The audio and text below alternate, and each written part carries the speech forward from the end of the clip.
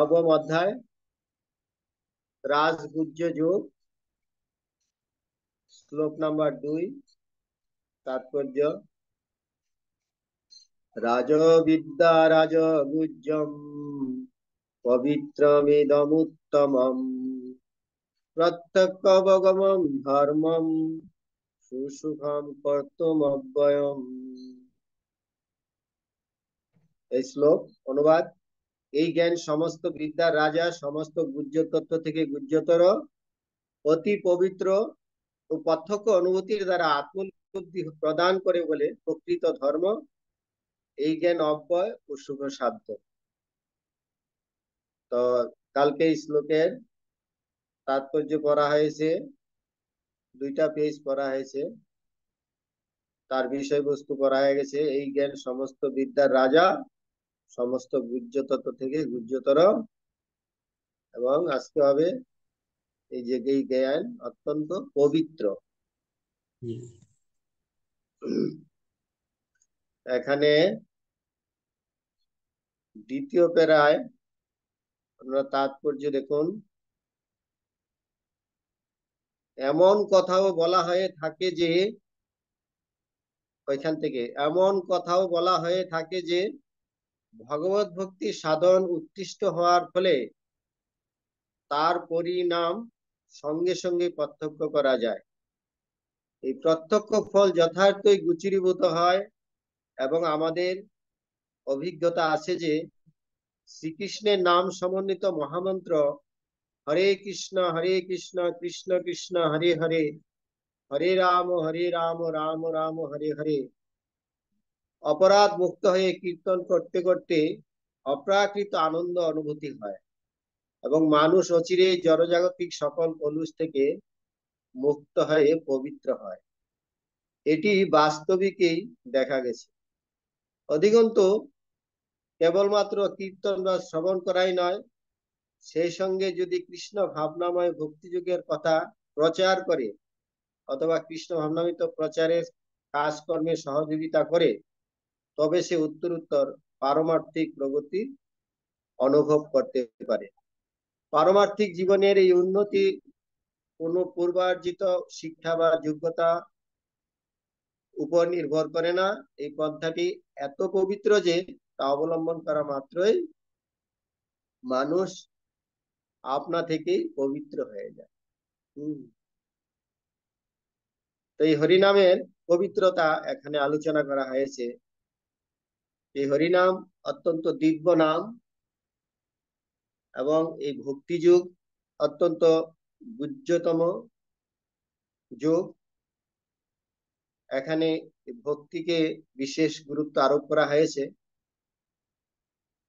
তো আমরা দেখছি যে চেত দর্পণ মার্জনম ভব মহাদাবাগ্নি নির্বাপন, যে চিত্তরূপ দর্পণ আমাদের হৃদয়ে যে জন্ম জন্মান্তরের ময়লা পড়ে আছে, সেগুলা চেত দর্পণ মার্জনম, ভগবানের নাম সংকীর্তন করার মাধ্যমে আমাদের হৃদয় পবিত্র হয়ে যায়। এটা অত্যন্ত সহজ পদ্ধতি এবং এটা আমরা এখানে বলা হয়েছে যে হরিনাম করে আমরা অতি শীঘ্রই আনন্দ লাভ করতে পারি। এটা হরিনামের এটা হচ্ছে ফল। অন্যান্য যে তপস্যা আছে, তপস্বীদের তাদের কঠোর তপস্যা করতে হয়, কিন্তু হরিনামে আমাদের বিশেষ কিছু তপস্যা নেই। হ্যাঁ, 4টা নিয়ম: হরিনাম সংকীর্তন, প্রসাদ সেবন আর ভাগবত কথা শ্রবণ। এগুলির মাধ্যমে আমরা অতি সহজেই ভগবানকে উপলব্ধি করতে পারি। আর এই সেবাটা হচ্ছে, এটা হচ্ছে নিত্য সেবা। এই সেবাটা এমন নয় যে আমি সিদ্ধি লাভ করে গেলে এটার পরে করতে হবে না। এই ভগবত ভক্তির যাজন এটা এখানে যেরকম ভাবে আমরা করছি, এটা আমাদের ভগবত ধামে গিয়েও ভগবানের নিত্য সেবায়, একই সেবায় আমাদের যুক্ত হতে হবে। সেবাটা এরকম নয় যেখানে আমি অনেক কষ্ট করে জব করছি, গ্রন্থ অধ্যয়ন করছি, তারপরে আমাকে আর কিছু করতে হবে না। এটা আমাদের চলতে থাকবে, এটা নিত্য। এটা ভগবত ধামে, যেমন একটা নাটকের রিহার্সাল চলছে অনেক দিন থেকে একটা নাটকের রিহার্সাল চলছে চলছে, কিন্তু সেটাকে যখন দেখা যাচ্ছে ফাইনালি করে মঞ্চস্থ করা হয়, হুম, তখন একই ক্রিয়াকলাপ গুলো সেখানে অভিনয় করা হয়।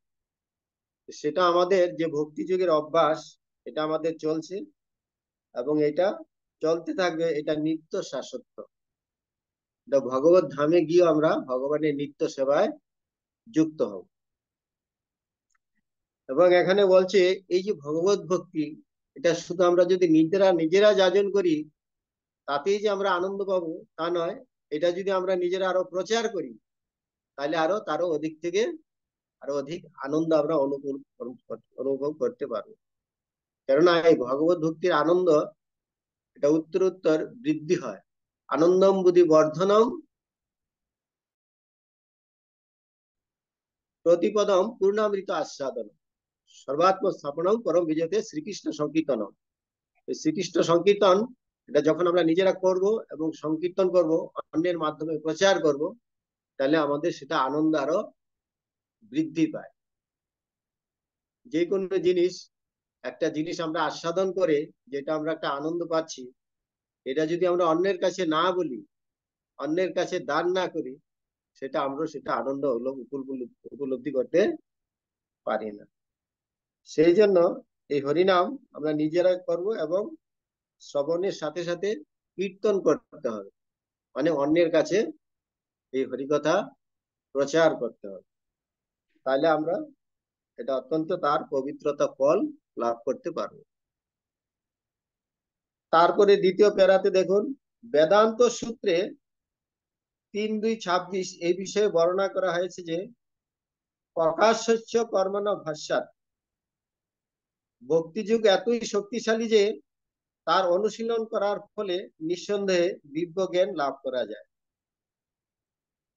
এর প্রকৃষ্ট দৃষ্টান্ত দেখা যায় নারদ মুনির ব্যক্তিগত জীবনে। মহান ভগবত ভক্ত দেবশ্রী নারদ পূর্বজন্মে এক দাসীর পুত্র ছিলেন। তার জাগতিক কোনো শিক্ষা ছিল না অথবা কৌলিন্য ছিল না, কিন্তু তার মা যখন মহাভাগবতের সেবা করতেন, তখন তিনিও তাদের সেবায় নিয়োজিত হতেন এবং কখনো কখনো তার মায়ের অনুপস্থিতিতে তিনি নিজেই সে মহাভাগবতের সেবা করতেন। নারদ মুনি নিজেই বলেছেন, উচ্ছিষ্ট লেপানুমোদিত দ্বিজৈ সকৃৎস্ম ভুঞ্জে তদপাত তদপাস্ত কিলবিষ এবং প্রবৃত্তস্য বিশুদ্ধ চেতস সত্য ধর্ম এবাত্ম রুচি প্রজায়তে। শ্রীমদ ভাগবতের এই শ্লোকটিতে নারদ মুনি তার শিষ্য ব্যাসদেবের কাছে তার পূর্বজন্মের কথা বর্ণনা করেছে। তাহলে আমরা দেখতে পাচ্ছি এখানে নারদ মুনির শিষ্য এখানে ব্যাসদেব, কিন্তু ব্যাসদেব হচ্ছেন ভগবানের অবতার। কিন্তু ভগবান এখানে দেখা যাচ্ছে যে নারদ মুনি তার গুরুদেব, ব্যাসদেবের গুরুদেব। তো ব্যাসদেব এক সময় নারদ মুনিকে প্রশ্ন করেছেন যে, হে গুরুদেব, আপনি এই যে পূর্ণ এই স্থিতিতে উপনীত হয়েছেন, আপনার পূর্ব জন্মের কাহিনী আমি শ্রবণ করতে চাই। আপনি পূর্ব জন্মে কি করছেন? তো যারা যারা ভগবত ভক্তি জীবনে আসছেন, তাদের যে পূর্ব স্মৃতি, কিভাবে আমাদের সাধু সঙ্গ হলো, কিভাবে আমরা ভক্তি জীবনে আসলাম, সেই বিষয়ে নারদ মুনিকে তার শিষ্য ব্যাসদেব প্রশ্ন করেছে। তখন নারদ মুনি বলছেন যে পূর্ব জন্মে বাল্যকালে চাতুর্মাসের সময়ে তিনি কয়েকজন মহাভাগবতের সেবা সম্পাদন কালে তাদের অন্তরঙ্গ সঙ্গ লাভ করেছিলেন। কখনো তারা তাদের পাত্রে উচ্ছিষ্ট রেখে যেতেন এবং তাদের বালক সেবকটি পাত্র মার্জনের সময় তা আস্বাদন করতে চাইতেন। তিনি মহাভাগবতের অনুমতি প্রার্থনা করলে তারা তা দেন এবং নারদ মুনি তাদের উচ্ছিষ্ট ভোজন করেন। তার ফলে তার পাপ দূর হয়। এখানে এভাবে উচ্ছিষ্ট ভোজন করতে করতে তার হৃদয় সেই মহাভাগবতদের মতো নির্মল হয়। সেই মহাভাগবতরা শ্রবণ কীর্তনের মাধ্যমেও নিরন্তর ভগবত ভক্তির রসাস্বাদন করতেন এবং সেই রুচির উন্মেষ নারদ মুনির হৃদয়েও ক্রমান্বয়ে উদিত হয়। এটা নারদ মুনি তাই পরবর্তী প্যারাতে আরো কিছু বলছেন। এটা এখানে সাধু সঙ্গের কথা বলা হয়েছে, যে সাধু সঙ্গের ফল কি হয়। হম যে কৃষ্ণ প্রসাদ, প্রসাদে সর্ব দুঃখানাম হানির উপজায়তে। এই কৃষ্ণ প্রসাদ, বিশেষ করে ভগবানের প্রসাদ যারা ভক্তরা পায়, যারা ভগবানের শুদ্ধ ভক্ত প্রতিনিধি, তাদের উচ্ছিষ্ট পাওয়ার মাধ্যমে আমাদের ভগবত ভক্তি আরো উত্তর উত্তর বৃদ্ধি পায়। এটা হলো মহাপ্রসাদের গুণ। কেননা প্রসাদ, আমরা প্রসাদের মন্ত্র আমরা জানি, মহাপ্রসাদে গোবিন্দে নাম ব্রাহ্মণী বৈষ্ণবে স্বল্প পুণ্যবতাম রাজন বিশ্বাস নৈব জায়তে। শরীর অবিদ্যা জাল জরেন্দ্রিয় তাহে কাল জীবে ফেলে বিষয় সাগর। শরীর অবিদ্যা জাল জরেন্দ্রিয় তাহে কাল জীবে ফেলে বিষয় সাগর। তার মধ্যে জিহ্বাতি লোভময় সুদূরমতি, তাকে যেতা কঠিন সংসারে। কিন্তু কৃষ্ণ বড় দয়াময়, পরিবারে জিহ্বা জয়, সপ্রসাদে অন্ন দিলাম। এই যে কৃষ্ণ প্রসাদ, এটা ভগবানের কৃপা, ভগবান থেকে ভগবানের প্রসাদ অভিন্ন। সে অন্নামৃত পাও রাধা কৃষ্ণ গুণে গাও, সে অন্নামৃত পাও রাধা কৃষ্ণ গুণ গাও, প্রেমে ডাকো শ্রী চৈতন্য নিতাই। এই কৃষ্ণ প্রসাদ গ্রহণের মাধ্যমে, কৃষ্ণ কথা শ্রবণের মাধ্যমে আমাদের হৃদয় পূর্ণ পবিত্রতা লাভ হয়। সেবন মুখে হি জিহ্বাদৌ স্বয়ং এবং স্ফুরত। আমাদের ভগবত ভক্তি জীবন শুরু হয় জিভার মাধ্যমে। জিভাকে আমরা যদি সংযত করি, এই জিভার মাধ্যমে আমাদের দুইটি কাজ সম্পাদন হয়। জিভা দিয়ে আমরা কি করি? জিভা দিয়ে আমরা কথা বলি। তাহলে জিভার পূর্ণতা তখনই লাভ হয় যখন আমরা কৃষ্ণ কথা বলি। হ্যাঁ, আর জিভা দিয়ে আমরা বিভিন্ন রকম খাবার আস্বাদন করি, কিন্তু জিভার তখনই পূর্ণতা লাভ হয় যখন আমরা কৃষ্ণ প্রসাদ আস্বাদন করি। এইভাবে আমরা আহার শুদ্ধি সত্তা শুদ্ধি, এভাবে আহারকে যদি আমরা শোধন করি, আমরা যদি কৃষ্ণ প্রসাদ গ্রহণ করি, তাহলে এইভাবে আমাদের দেহ পবিত্রতা লাভ করে। তার পরবর্তী প্যারাতে নারদ মুনি বলছেন, তত্রাহনং কৃষ্ণ কথা প্রগায়তাম অনুগ্রহেণ সিন্মন মনোহরা, তা শ্রদ্ধায়া হেমনুপদম বিচ্ছিন্নত প্রিয় শ্রবসঙ্গ মহাভাবদ্যুতি। সাধু সঙ্গের প্রভাবে নারদ মুনি ভগবানের মহিমা শ্রবণ এবং কীর্তনে রুচি লাভ করেন এবং তার হৃদয়ে ভগবত ভক্তির প্রতি তীব্র বাসনা উদয় হয়। এই নামের রুচি, এখানে নামের রুচি কথা বলা হয়েছে। রুচি, নামের রুচি, নাম করতে করতে আমাদের নামের প্রতি রুচি বৃদ্ধি হয়। যেরকম একটা সঙ্গ করতে করতে আমাদের সঙ্গের প্রতি একটা আমাদের আসক্তি বৃদ্ধি হয়, যেরকম সৎসঙ্গে আমাদের সৎসঙ্গ করতে ইচ্ছা করে, আবার অসৎসঙ্গের বৃদ্ধি পায়। সেরকম নাম, ভগবানের নাম হচ্ছে ভগবান থেকে অভিন্ন পবিত্র নাম। এই নাম করতে করতে নামের প্রতি আমাদের রুচি বৃদ্ধি হয় এবং তখন আমাদের ভগবানের ভক্তির প্রতি আমাদের আরো তীব্র বাসনা উদিত হয়, উন্মেষ। তাই বেদান্ত সূত্রে উল্লেখ করা হয়েছে, প্রকাশস্য কর্মণ্য ভাষ্যাৎ।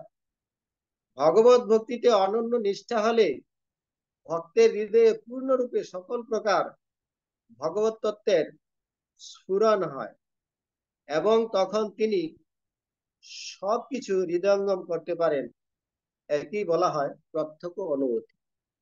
হ্যাঁ, প্রত্যক্ষ অনুভূতি, প্রত্যক্ষ অবগমন। এই যে শ্লোকে বলা হয়েছে যে প্রত্যক্ষ অবগমন কোথায়,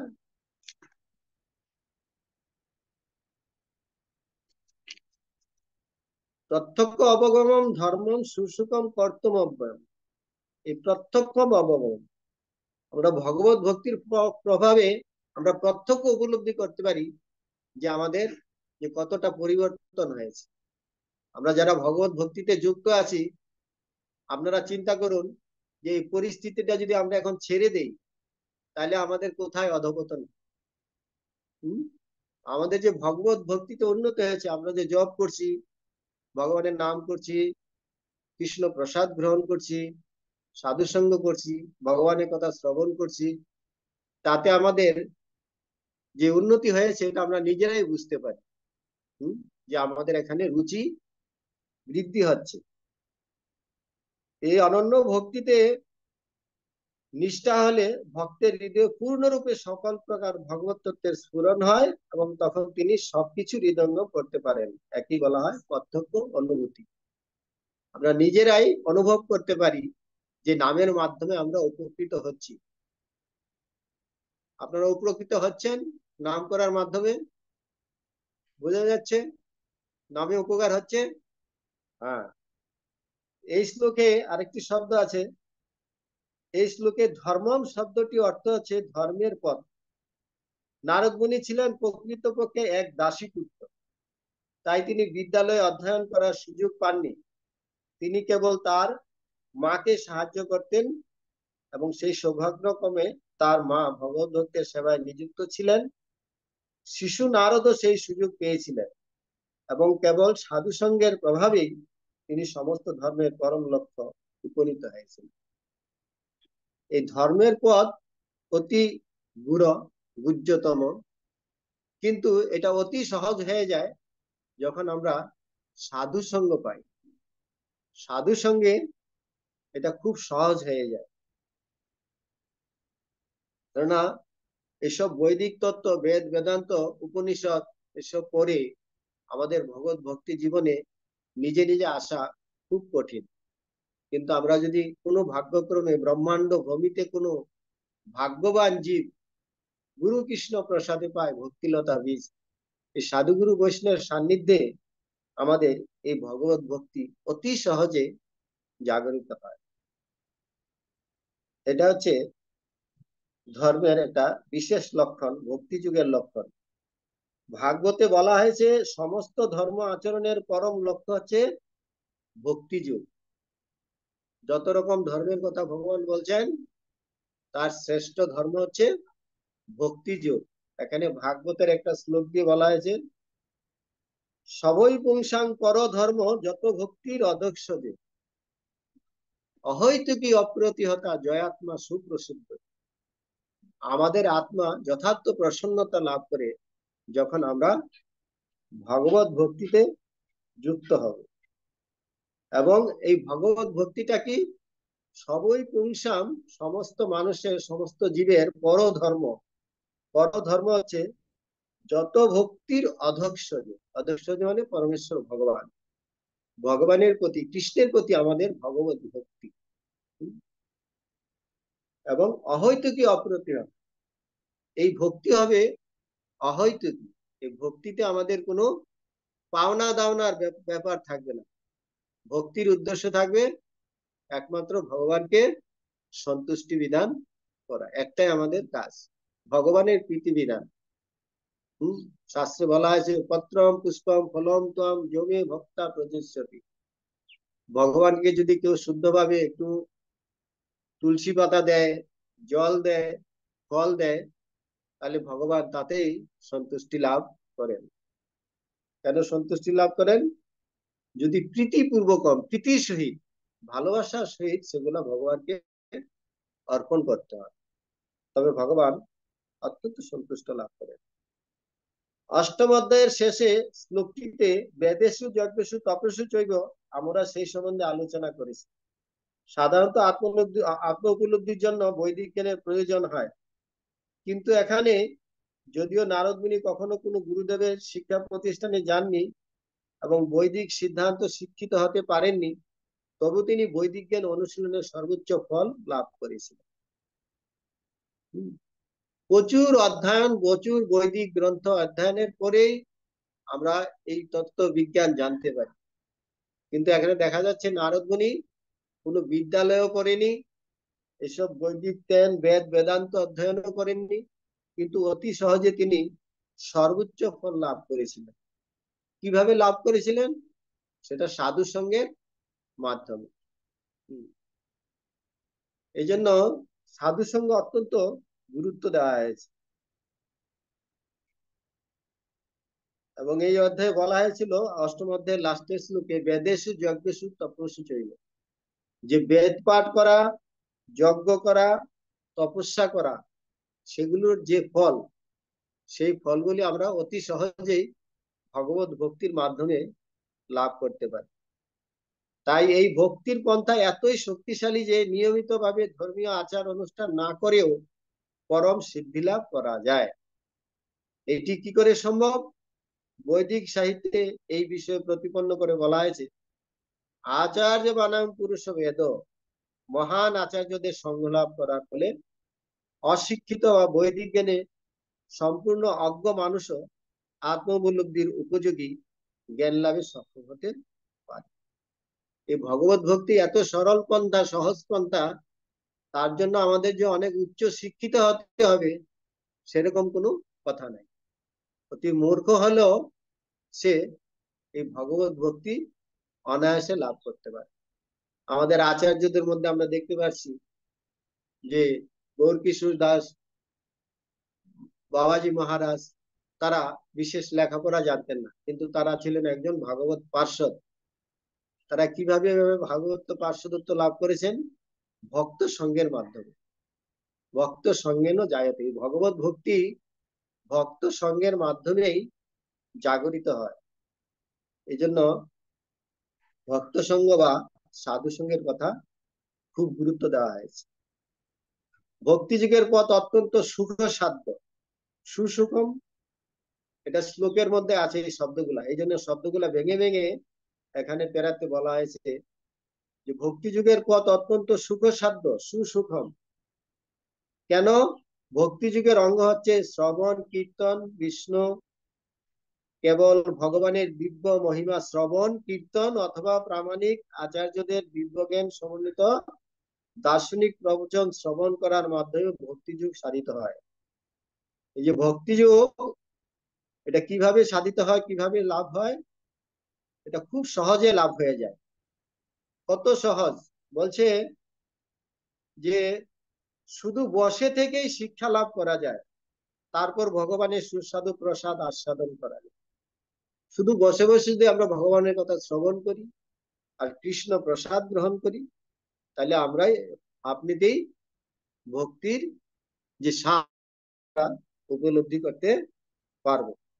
যে কোনো অবস্থায় ভক্তিযুগ অত্যন্ত আনন্দদায়ক। এমনকি দারিদ্র্যের মধ্যেও ভক্তিযুগ সাধন করা যায়। ভগবান বলেছেন, পত্রম পুষ্পং ফলঙ্কম, তিনি ভক্তদের নিবেদিত সবকিছুই গ্রহণ করতে প্রস্তুত, এবং তাই যাই হোক না কেন তাতে কিছু মনে করেন না। ভগবানের অল্প সেবাতেই ভগবান সন্তুষ্ট হয়ে যান। ভগবানকে আমরা কি দিচ্ছি না দিচ্ছি ভগবান ততটা দেখেন না। ভগবান তার ভক্তিটুকু, তার প্রেমটুকু, ভালোবাসাটুকুই ভগবান গ্রহণ করেন। ভগবানের ভক্তের কাছে ভালোবাসাই চান। ভগবানের কোনো কিছু অভাব নেই। ভগবান কেন ভক্ত সঙ্গ দেন? যেহেতু তিনি তার প্রেম আস্বাদন করার জন্য তিনি ভক্তের সাথে ভক্ত সঙ্গে তিনি সঙ্গদান করেন। তো এইভাবে ভক্তির যে পথ, এটা অত্যন্ত সহজ। এটা বলছে অল্প যদি পত্র পুষ্প ফল জল এগুলি অর্পণ করা হয়, তবু ভগবান সন্তুষ্ট হয়ে যান। আর এই পত্র পুষ্প ফল জল আদি নৈবেদ্য পৃথিবীর সর্বত্রই পাওয়া যায়, এবং জাতি ধর্ম নির্বিশেষে যে কেউ ভগবানকে তা প্রেম ভক্তি সহকারে অর্পণ করলে তিনি তা গ্রহণ করেন। এগুলি খুব সহজলভ্য। এগুলা আমরা যদি ভগবানকে অর্পণ করি, ভগবান তা খুব সহজেই তা গ্রহণ করেন।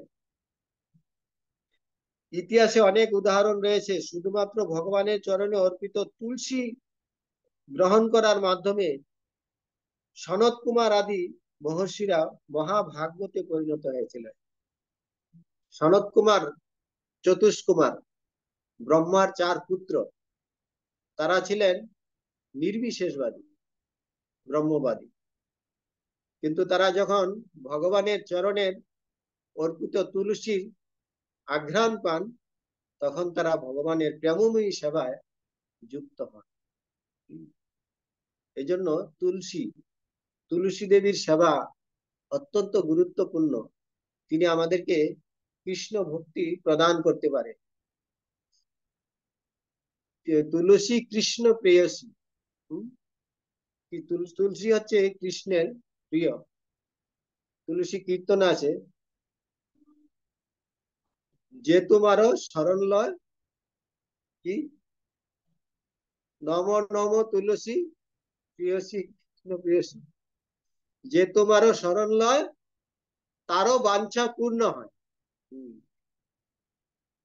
কৃপা করি করতারে। এভাবে তুলসী সেবাতে আমাদের ভক্তির বৃদ্ধি হয়। আর সেটা নিবেদন করতে হবে প্রেম ভক্তি সহকারে। এইভাবে চতুষ্কুমার আদি তারাও নির্বিশেষ ব্রহ্ম থেকে তারা ভগবত ভক্তে পরিণত হয়েছিলেন শুধু শুধু এই তুলসীর আঘ্রাণ গ্রহণ করে। ভক্তির পন্থা অতি সুন্দর এবং পরম সুখে তা সাধন করা যায়। ভগবানকে নিবেদিত বস্তুর সঙ্গে মিশ্রিত প্রেমটি তিনি কেবল গ্রহণ করেন।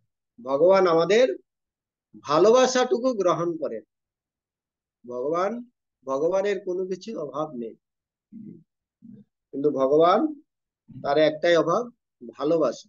তিনি শুধু ভালোবাসা চান।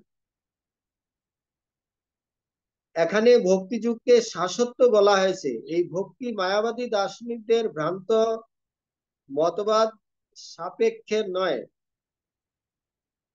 মায়াবাদীরা কখনো কখনো নামমাত্র ভক্তির অনুশীলন করে থাকে এবং তাদের ধারণা মুক্তি লাভ না করা পর্যন্ত তারা তার আচরণ করবে, কিন্তু সবশেষে মুক্ত হয়ে গেলে তারা ভগবানের সঙ্গে এক হয়ে যাবে। এটা হচ্ছে মায়াবাদী দার্শনিকদের তত্ত্ব, যে তারা জানে যে আমরা যদি ভক্তি করি, সাধন করতে করতে এক সময় আমরা মুক্তি হয়ে যাব। মুক্তি হয়ে কি হব? ভগবানের সাথে এক হয়ে যাব। কিন্তু ভক্তিটা এমন নয়। ভক্তির মাধ্যমে কখনো ভক্ত ভগবানের সাথে এক হয় না। ভক্তিটা আমাদের এখানে যেরকম আমরা ভক্তি যাজন করছি, ভগবত ধামে গিয়ে সেখানে ভগবানের ভক্তিতে আমরা যুক্ত হব। ভগবানের কি করে প্রেমময়ী সেবায় আমরা যুক্ত হব, সেটা তার অনুশীলন আমরা এখানে করছি। ভক্তির ক্রিয়া কখনো নষ্ট হয় না। ভক্তির ক্রিয়া সর্বদাই চলতে থাকে। এটা মুক্তির পরেও চলতে থাকে। তো ভক্ত যখন ভগবত ধামে ফিরে যান, তখন তিনি সেখানেও ভগবত সেবায় মগ্ন থাকেন। তিনি কখনোই ভগবানের সঙ্গে এক হয়ে যাওয়ার চেষ্টা করেন, ভগবানের সাথে এক হয়ে যান। ভক্তরা ভগবত ধামে গিয়েও ভগবানের সেবা করেন। ভগবত গীতায় আমরা দেখতে পাই যে যথার্থ ভক্তিযুগ শুরু হয় মুক্তি লাভের পরে। মুক্তির পরে কেউ যখন ব্রহ্মভূত স্তরে অধিষ্ঠিত হন, তখনই তার ভগবত ভক্তির অনুশীলন হয়। সম সর্বস্ব ভূতেষু মদ ভক্তি লভতে পুরাম। আমরা দেখতে পাচ্ছি যারা যারা তত্ত্বজ্ঞানী ব্যক্তি, নির্বিশেষবাদী, ব্রহ্মবাদী, তারা বহু শাস্ত্র অধ্যয়ন করার পর, অনুশীলন করার পর তারা বুঝতে পারে যে বহু নাম জন্ম নামন্তে জ্ঞানবান নাম প্রপদ্যন্তে বাসুদেবে সর্বমিতি মহাত্মা সুদুর্লভ। বাসুদেব শ্রীকৃষ্ণের সেবাই যে পরম সিদ্ধি, এটা তারা একসময় বুঝতে পারে। বহু পরিশ্রমের পরে যোগী মুনি ঋষি তপস্বী তারা যতই ভগবানের আরাধনা করুক না কেন, ভগবানের সেবায় যুক্ত যতক্ষণ অব্দি না হচ্ছে, তারা পূর্ণ সিদ্ধি লাভ করতে পারছেন। ভক্তি ছাড়া জ্ঞানও আমাদেরকে ভক্তি দিতে পারে। তো ভক্তিকে এখানে বিশেষ প্রাধান্য দেওয়া হয়েছে। স্বাধীনভাবে কর্মযোগ, জ্ঞান যোগ, অষ্টাঙ্গ যোগ অথবা অন্যান্য যে কোনো যোগ অনুষ্ঠান করলে পরমেশ্বর ভগবানকে উপলব্ধি করা যায় না। এইসব যৌগিক পন্থার সাহায্যে ভক্তি যুগের পথে মানুষ কিছুটা অগ্রসর হলেও ভগবত ভক্তি স্তরে উন্নীত না হওয়া পর্যন্ত পরমেশ্বর ভগবান যে কি তা কেউ বুঝতে পারে না। ভক্তিতে যুক্ত না হলে আমরা ভগবানকে বুঝতে পারবো। কেননা ভগবান বলছেন ভক্তা মাম অভিজানাতি, ভক্তির মাধ্যমে একমাত্র ভগবানকে জানা যায় এবং ভগবানকে ভালোবাসা যায় এবং ভগবানের সাথে আদান প্রদান হয়। এই ভগবত ভক্তি যে ক্রিয়া, এটা কোনো জড়জাগতিক ক্রিয়া নয়, এটা অপ্রাকৃত ক্রিয়া। আমরা যা কিছু করছি, শ্রবণ কীর্তন, ভগবানের সেবা, পূজা অর্চন, এগুলি হচ্ছে দিব্য ক্রিয়াকলাপ। এগুলি হচ্ছে ভগবত ভক্তির অঙ্গ। ভগবত ভক্তির অঙ্গ নববিধা ভক্তির কথা বলা হয়েছে, যেটা আমরা পূর্বে আলোচনা করেছি। অম্বরীশ মহারাজ তার সমস্ত অঙ্গকে ভগবানের সেবায় কিভাবে যুক্ত করেছিলেন। তাই শ্রীমদ ভাগবতে এই বিষয়ে প্রতিপন্ন করে বলা হয়েছে, ভক্তি যোগ সাধন করার ফলে বিশেষত তত্ত্বদর্শী মহাভাগবতদের মুখরানন্দ থেকে শ্রীমদ ভাগবত অথবা ভগবত গীতা শ্রবণ করলে কৃষ্ণ তত্ত্ব বা ভগবত তত্ত্ব জানা যায় এবং প্রসন্ন মনস ভগবত ভক্তি যুগত। এই ভগবত ভক্তিতে যুক্ত হলে আমাদের প্রসন্ন মনস, আমাদের মন প্রসন্নতা লাভ করে। হৃদয় যখন সম্পূর্ণরূপে ভ্রান্তি এবং অর্থ থেকে মুক্ত হয়, তখন ভগবানকে জানা। এইভাবে এই ভগবত ভক্তি বা কৃষ্ণ ভাবনামৃতের পন্থা সমস্ত বিদ্যার রাজা এবং সমস্ত গুহ্য তত্ত্বের রাজা। এটি পরম বিশুদ্ধ ধর্ম, আনন্দের সঙ্গে অনায়াসে তা সম্পাদন করা যায়। তাই এই পন্থা সকলেরই গ্রহণ করা উচিত। এই পন্থা ভগবতীর পন্থা, এটা অত্যন্ত সহজ এবং এটাই আমাদের গ্রহণ করা উচিত। আর এটাই আমাদের সম্ভব। কলিযুগের জন্য এই ভগবত ভক্তি অত্যন্ত সহজ। কেননা শাস্ত্রে বলা হয়েছে যে কলিযুগে নাম সংকীর্তন, কৃতে যদ ধায়তে বিষ্ণু তেতাম যজত মুখই দাপরে পরিচর্যায়ন কলৌত হরি কীর্তনা। কলিযুগে একমাত্র হরি নাম সংকীর্তন। এই হরি নাম সংকীর্তনের মাধ্যমে অতি সহজে আমরা ভগবানকে লাভ করতে পারি। কেননা ভগবান কলিযুগে নাম রূপে কৃষ্ণ অবতার। কলিযুগে ভগবান এই নাম নিয়ে এসেছেন এবং নামে রুচি হইলে প্রেমের উদয়, প্রেমেতে হরিকে পায়। নামে যখন আমাদের রুচি হবে, তখন আমাদের কৃষ্ণ প্রেম ভক্তির উদয় হবে এবং এই ভক্তির মাধ্যমে আমরা ভগবানকে লাভ করতে পারবো। শাস্ত্রে বলা আছে সবই পুংসাং পর ধর্ম যত ভক্তির অদক্ষ। আমাদের অদক্ষ যে পরমেশ্বর ভগবানের সেবায় আমাদের ভক্তি নিবেদন করতে হবে। ভক্তি আমাদের পরম সিদ্ধি। হরে কৃষ্ণ হরে কৃষ্ণ কৃষ্ণ কৃষ্ণ হরে হরে, হরে রাম হরে রাম রাম রাম রাম হরে। হরে হরে। জয় শ্রীমদ ভগবদ গীতা যথাযথ কি জয় সমস্ত গৌর ভক্ত বৃন্দ কি। জয়। কারো দুই একটা প্রশ্ন আছে?